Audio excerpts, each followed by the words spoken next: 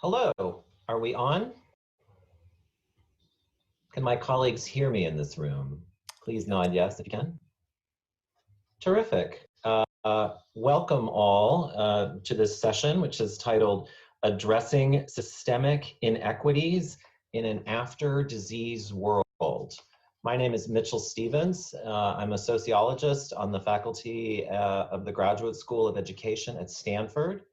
And I'm joined today by three distinguished guests, the journalist and author Paul Tough, the sociologist Lauren Rivera, and the anthropologist Kate Zaloom. All of us have engaged in ongoing scholarship and conversation about the increasing character of inequality in higher education in the United States. I have to thank Deborah Quazzo, who in her characteristic savvy and wisdom, put this entire panel together. She assembled the talent, and I'm very grateful that she did, because the four of us are already having discussions that I have found very useful.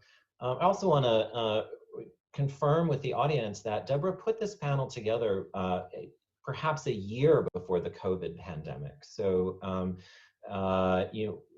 there's no question or secrecy among the folks who are assembled today. I imagine that higher education is becoming an increasingly stratified and unequal feature of our education system in the United States.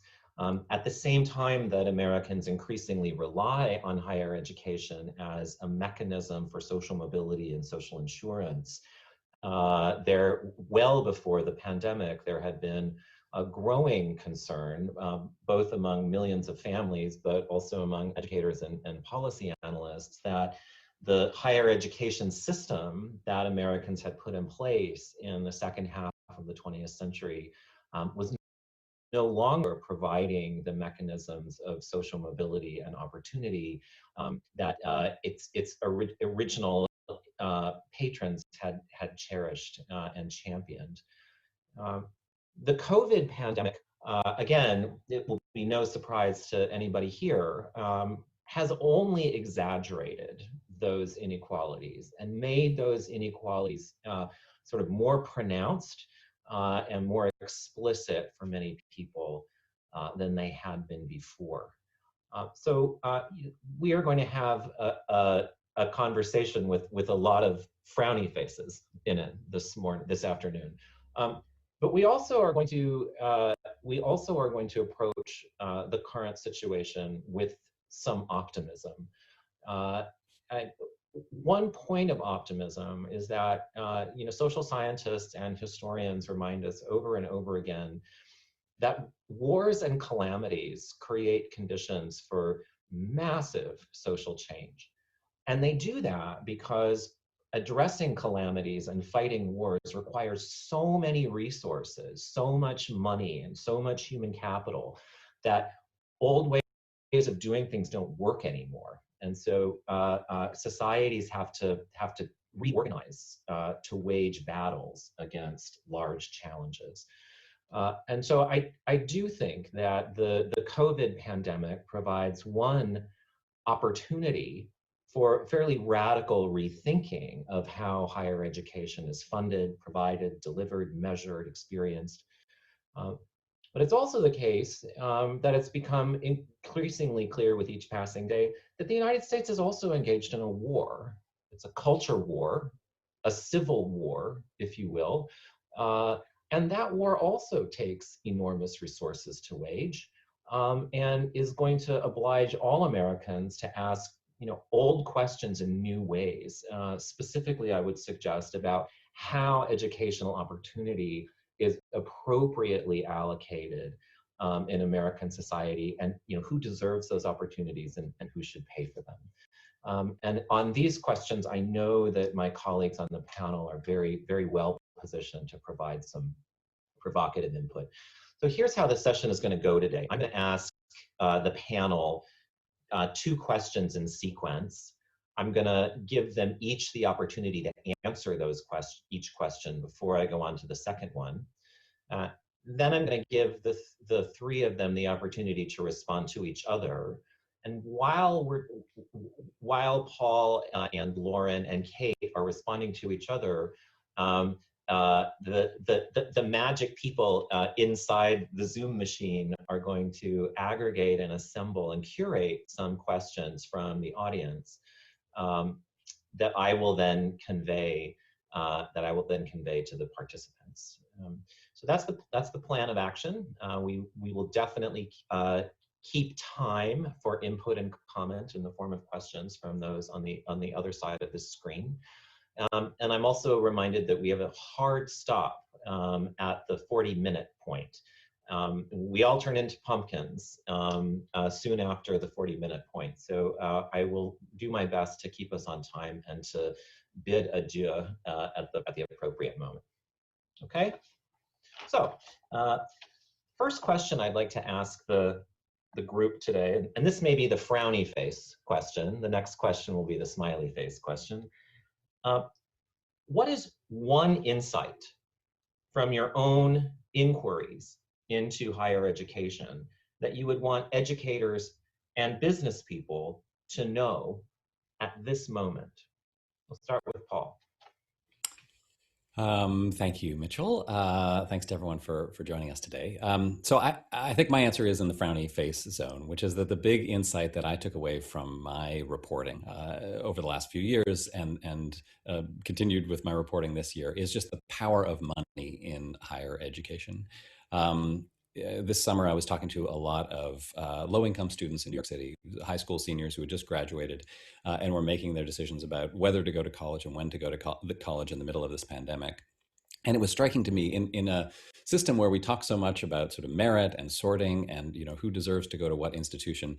For them, the was really all about money, about where they could afford, how much they were being charged, how much financial aid they were getting.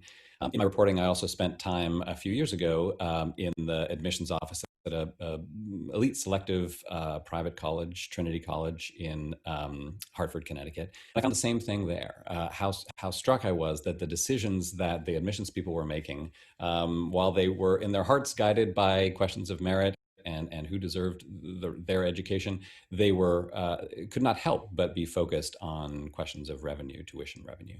And so the big takeaway is that if we have a system, as we do, where in this country where social mobility is really dependent on education, where it is really hard to succeed, especially if you're a low-income first-generation student without a college degree, and yet that is something that we increasingly make students pay for and families pay for and don't take on as a public good. We are diminishing our social mobility, and that is a problem that precedes the pandemic, but that the pandemic has only made worse. Thank you. Lauren? So my work really builds on what Paul just mentioned in terms of the work he's done. My work also builds on Mitchell's work, but what I wanted to communicate is where you go to college, what type of college you go to, the relative prestige is not just about how good of a student you are, what your ambition is. It really is, as Paul said, about how much money your parents make.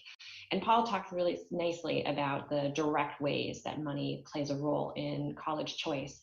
But one of the things I want to mention are the more tacit ways that class, social class, and parental income, parental wealth play in where people end up. And so my research really looks at what happens to students after they finish college in terms of employment. But one of the things I discovered along the way in terms of research, but also reading the work of others, is that one of the biggest determinants where you go is, again, parental social class, both in terms of income and education. And it really does come through not only in who can afford to go, what the admissions office looks for in terms of who can we admit this year, in terms of who's paying what, but also the very terms by which we define merit are steeped in social class in the United States, not only at the elite levels, but especially at the elite levels. Things like the importance of extracurricular activities in college admissions in elite universities. One of the biggest predictors of if you're participating, the number and the duration and the quality of activities you participate in youth is, again, parental income, parental education. The personal stories that we view as part and parcel of the application process in terms of the admissions essays, the way that gatekeepers evaluate the quality of those is highly shaped by class. But in addition to that, one of the important things to note about higher education is not only class plays a vital role in terms of where people land, is that higher education then serves as a certification that employers use as a stamp of ability or a stamp of skills that creates different opportunities for people based off their social class. So in my work, when I was looking at hiring into elite occupations, employers use the prestige of your college as they thought it was a straightforward way of ranking kind of intellectual horsepower. But really what they're doing is they're plenty of great students who go to a variety of colleges. What they're doing is a double sort on social class. So it's resources to not only get into an institution, especially in an elite one, but also then employers screened again on that prestige, but also further participation in class-based activities. So in sum, I just want to say that social class is a huge deal in higher education in the United States. Our system is incredibly stratified, and it's not just because of the direct role of money, but it's also the very terms by which we define and evaluate merit. Lauren, thank you. Kate? Thank you, Mitchell. I'm really happy to be here. And the thing that I would like to add is that we talk a lot about the wealthiest students and the most advantaged, as Lauren just did, and also about low-income students and how to improve access and experience for those students.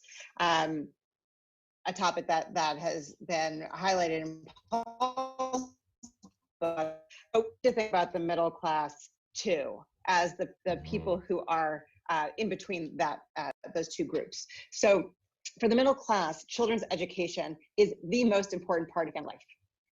That might seem like a strong claim, but middle class life has always been organized around the aspiration that the next generation will do better, right? So students and their families might define that in many different ways. They always have to balance what young people want to contribute to their communities and how they might be able to create a good, stable life for themselves with a good job. But no matter the approach today, higher education is crucial to opening opportunities. So the effort to educate young adults gives families their identity as middle class. It also means that they put children's education before everything else. They begin thinking about it often in the earliest years of a child's life, although they often do not have the wherewithal to save for that goal. They try to find a college that will help young adults become who they want to be when it is time to enroll, and they turn themselves inside out to make that happen. Families draw down savings, they take on debt, they take on second jobs to make sure that they can send in the checks that colleges require of them. But families also don't really have a clear place that will help them figure out what to do, right? They oftentimes feel left in the dark about what colleges would be a good match for their students and how much they will cost. And much of that confusion is due to the weakening of the public university system in this country. Public colleges are expensive for middle-class families. We oftentimes think of public and private as breaking along the lines of expense, but that is not always the case. And also public colleges don't clearly serve young adults as well as they need to. There are many questions that middle-class families have about whether or not that is true. So they feel frustrated by the public university system and kind of thrust into this confusion of the higher education market. So we really need to be focusing on strengthening public universities to make college work better for middle-class families. Great, thank you, Kate.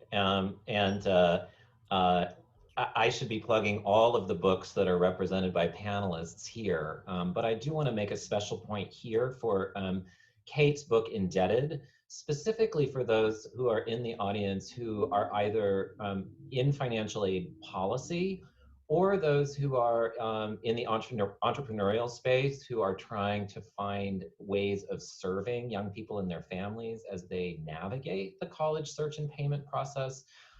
I think Kate's book does the best I've seen to date of depicting just how complicated that experience now is for families, and also just how opaque it is at the same time. So, you know, a lot of important innovation to happen at that space, I would say. Second question, does the COVID pandemic provide opportunity for positive change in higher education with regard to the problems of inequality that we've talked about today? Smiley face.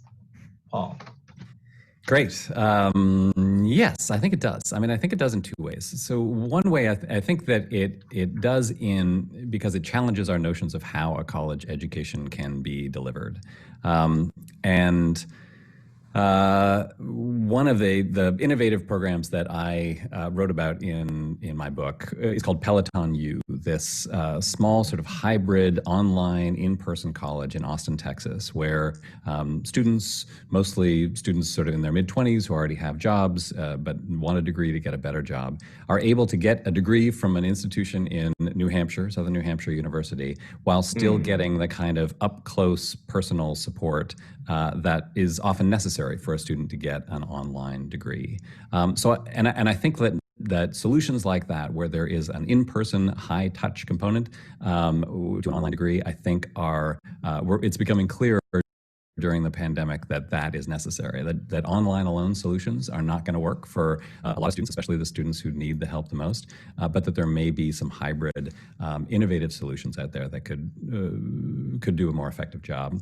And the one other, to address sort of the big question that all of us, or the big issue that all of us talked about, and, I think this pandemic and the election that's coming out of it may provide an opportunity next year for some real rethinking about how we fund public higher education. So like Kate was just saying, I think the real issue is the fact that over the last few decades, we have basically cut in half the degree to which we support public higher education.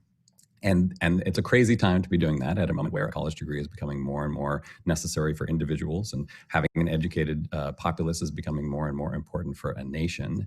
And yet we've really walked away from public higher education and put more and more of the burden on young people, often young people who can't afford it, and their families. And that can change. That's a political decision. That's a decision that's in the hands of voters and legislators and taxpayers. And I think next year might be a time where we are really rethinking a lot of the decisions we've made, sometimes unthinkingly, over the last few decades, and I hope that's one of them. And I will add editorially, in light of our earlier discussions, it's conventional wisdom that higher education is a counter-cyclical market, but it's also the case that virtually every state legislature's budgets are being eviscerated by the pandemic. So at the exact same time that Americans are going to need more higher education, they're going to be facing public systems that, if anything, are probably going to have less from their legislatures. And so that, again, is an opportunity for fairly radical rethinking about federal responses, among others, to the question, to the challenge that Paul raises. Lauren. So, as a sociologist, I rarely wear my smiley face. So I'll start with a frowny face, and I'll get to my smiley face. So my frowny face is that I think the pandemic, when it comes to social class and income inequalities, is exacerbating what we're seeing in higher education, not only in admissions in terms of who can afford to keep up with all the stuff that colleges usually look for, who is being offered in-person education versus remote education, who is able within a remote world to actually log in and complete the work in a quiet space with high internet.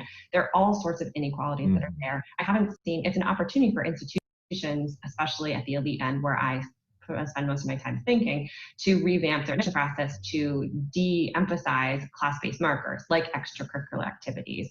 One would think that because a lot of things are shut down because of COVID, students aren't participating in extracurricular activities as much as they are, but you'll go into wealthy neighborhoods, a lot of them are still going strongly. So I think there's an opportunity there to think of what those ways to create a less class biased admission process would be. And directly related to that is what college is. I think one of the big takeaways we've had from COVID is that college in the past 20 years has no longer really been about receiving an education. It's about the extracurricular activities, the social aspects, both in terms of why students go and where universities make money in terms of dorms, dining halls. I had no clue how profitable and necessary those were for colleges prior to COVID. And I think spent a lot of my time thinking about institutions of higher education. So I think that by kind of having to square with the fact that we've moved away from a model where education is the thing we're really selling, we can have a deeper conversations. Should we get back to there? And if so, how? Or if our enterprise really is about educating folks, why are we still so stuck on this extracurricular part of higher education, both in admissions and where we allocate dollars within? So that is my upside. I think there are a lot of opportunities to change and remediate some of these inequalities, but it's going to have to involve a change in thinking, both on the part of institutions and students, as I hate to call them this, but as consumers. And dare I say, their parents. No, I was gonna say their parents, because their parents are not all the parents. Students pay the bill too, right? But oftentimes when we think of more elite places, it's the parents. Thank you, Lauren. Kate? You're on mute, just so you know. Yeah. I'm back now. Yeah, you're good. Yeah. I'm trying to mute my dog in the background.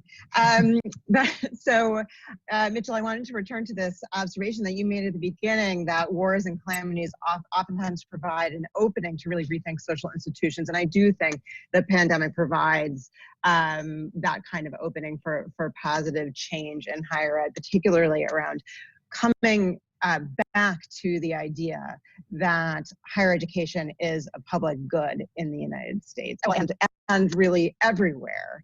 The fact that universities now provide a public good, I think, is quite inescapable, because we are relying so heavily in the pandemic on the educations of nurses and doctors and medical technicians and everyone who is working on the front line to keep us going.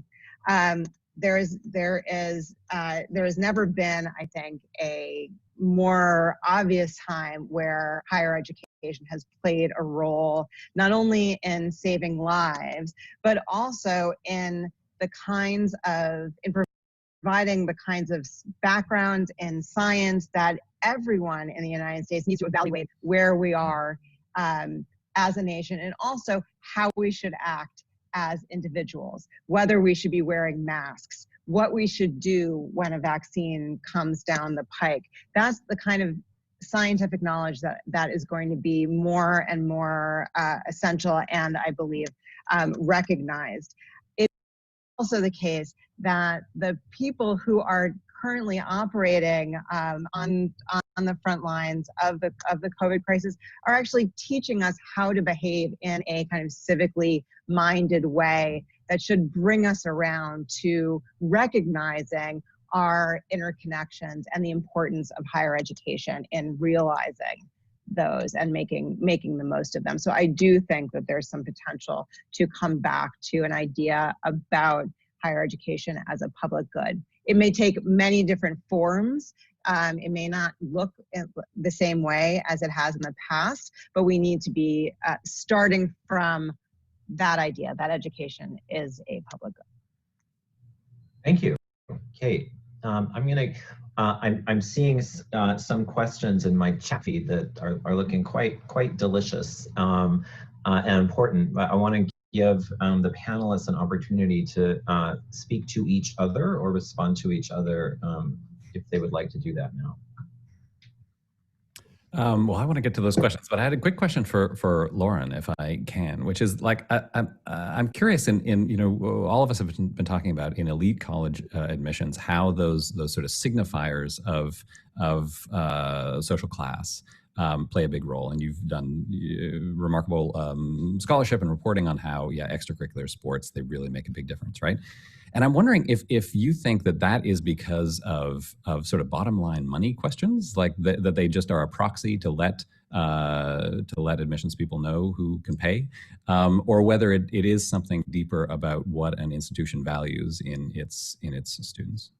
I think it's deeper. I don't think that a lot of people think, oh, extracurriculars are really expensive. It's part of this upper class lifestyle that's just entrenched, that, you know, part of how you cultivate achievement is not only through the classroom and through intellectual pursuits, but you're supposed to be kind of the ideal with a well-rounded person.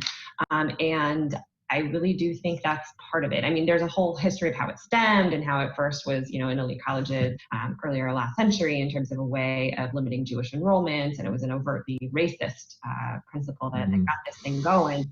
But I really do think that we just have this idea of merit now that, you know, and you see this when you talk to people who are interviewing for jobs, that what do you do in your spare time? Smart, driven people cultivate wonderful resumes, not only of what they do in the classroom, but also outside of the classroom. So I have a quote that I'm going to paraphrase from my book, shameless plug, Pedigree, How Elite Students Get Elite Jobs, where one of the people I interviewed who was responsible for recruiting for his investment bank said, you know, schoolwork is given to you. I can't judge initiative through schoolwork.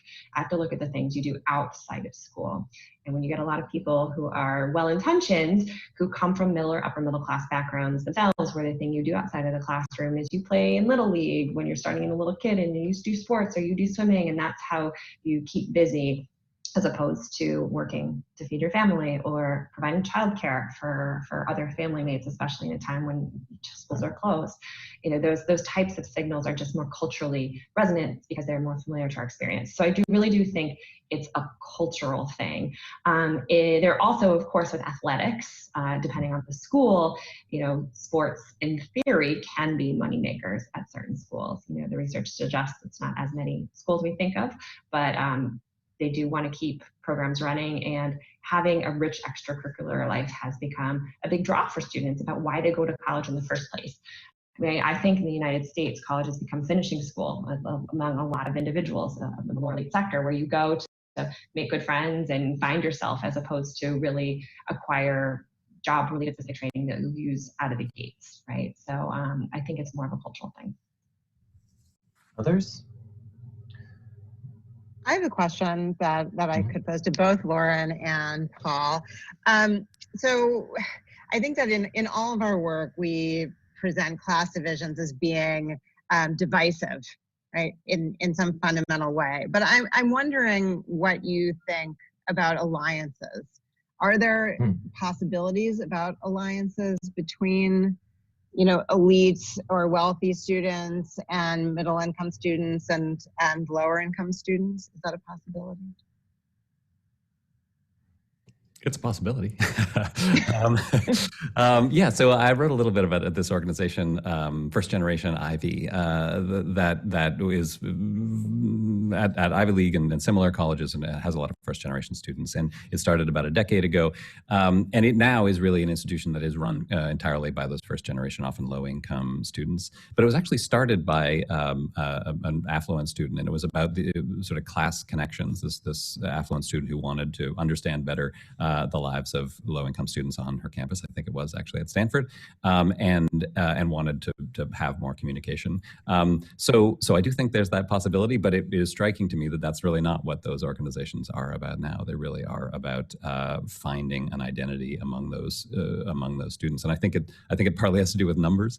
I think in a campus in which low-income students are such a small portion of the student body, it's hard for them to feel on an even playing field in a social group with majority class members. Lauren, did you want to respond? I was going to say I'm biased. I'm not going to talk about the research. I can talk about my personal experience. So Paul interviewed me for his book, and having been a low-income student at an elite university, granted it was back when dinosaurs roamed the earth, a very different playing field from now, I think that the material divides, at least on campus, between students from affluent backgrounds and less affluent backgrounds is hard to bridge.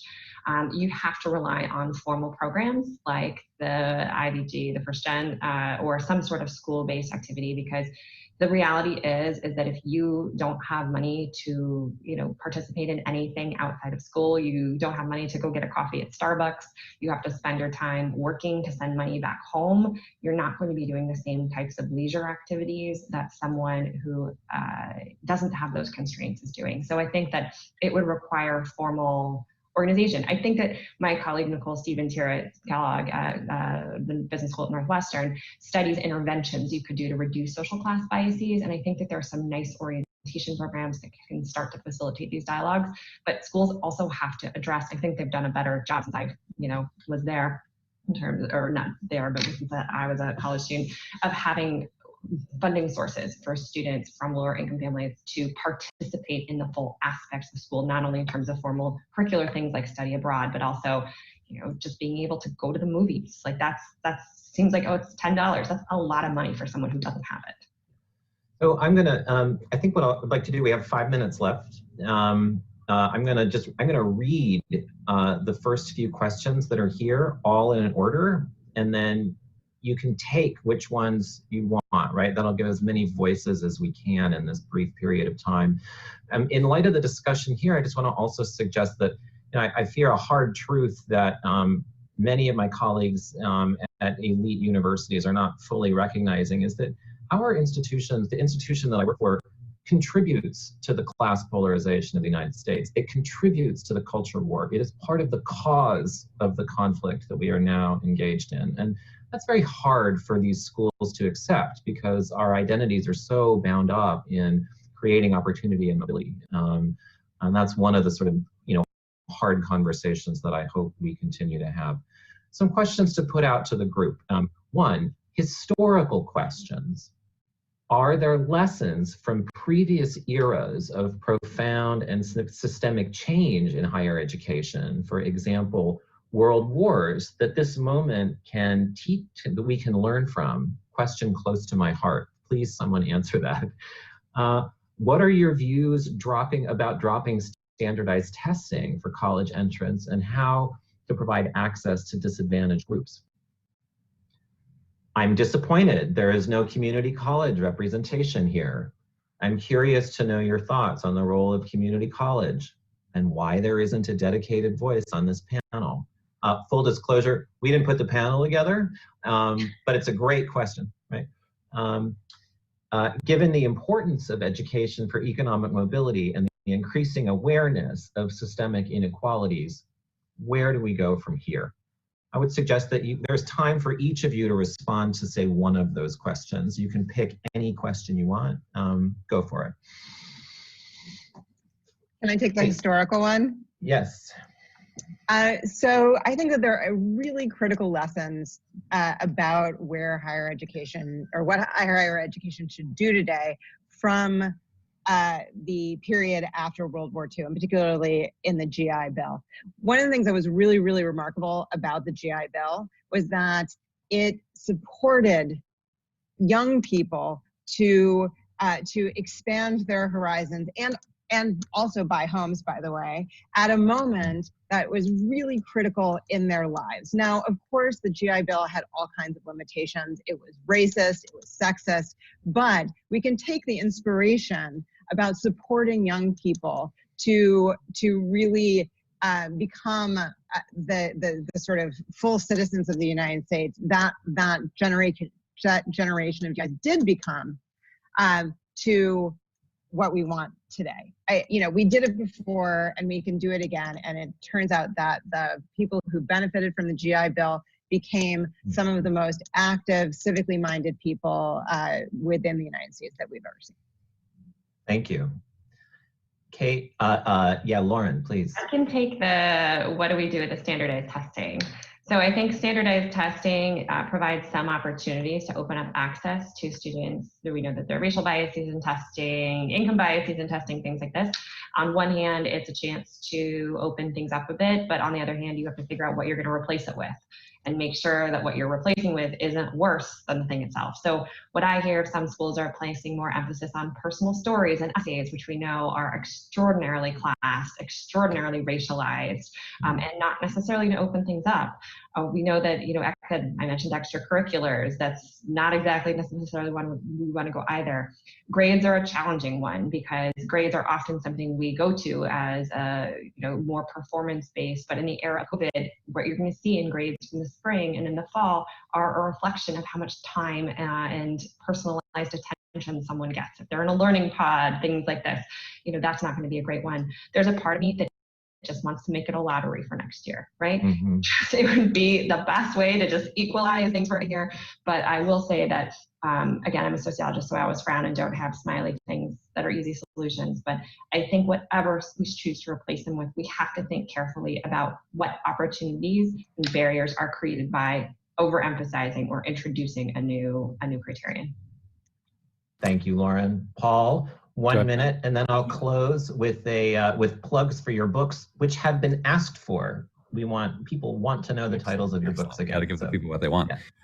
So I will stay on the standardized test question and follow Lauren, just to say that, yes, I agree that as institutions are getting rid of the standardized test, which I think for the most part is a good thing, it is hard to know what to replace it with. And I'm certainly influenced by Lauren's work, that once you start talking about extracurriculars and athletics, you are getting into a highly classed stuff. But I take a lot of hope from the University of Texas, which in my new hometown of Austin, which admits students based on class rank. And it's not a perfect system, but it has been really effective over the last couple of decades in admitting more students of exactly the kind who I think are disadvantaged by standardized tests.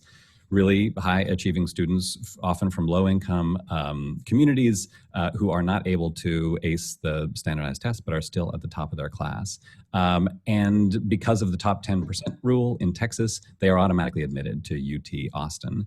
And what UT Austin finds is that these students who come in, excellent students who don't necessarily have great test scores, they often struggle at the beginning, in part because they come from less well-resourced high schools, but then they really succeed. And so to me, that is both a sign that looking at grades, looking at class rank is potentially a much fairer way to select students for selective institutions, but it's also a sign that there is a reason that we should be skeptical about standardized tests, because these students who do come into this really competitive institution with lower test scores and great grades are thriving. So I will take the 20-second version of the community college question, and that is amen. The higher education system has become more categorically stratified than it ever was in the 20th century. And there's some huge distance between schools serving different kinds of students. And on my view, frankly, we've forgotten that higher education is and should be a collective project. And so one of the huge political challenges going forward is how very different kinds of schools can come to understand that they need each other and that they need to serve each other, and that the public good that we're talking about here can only be provided by a wide plurality of schools. So I really appreciate that comment. Here are the books. Paul Tough, The Years That Matter Most.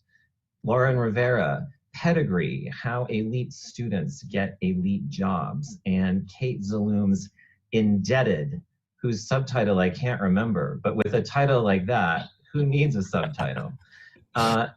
Thanks to Paul and Kate and Lauren for this excellent discussion. I look forward to more exchanges. And thanks to the gods of ASU GSV for making this happen. Thank you, Mitchell. Thank you, Mitchell. Good afternoon.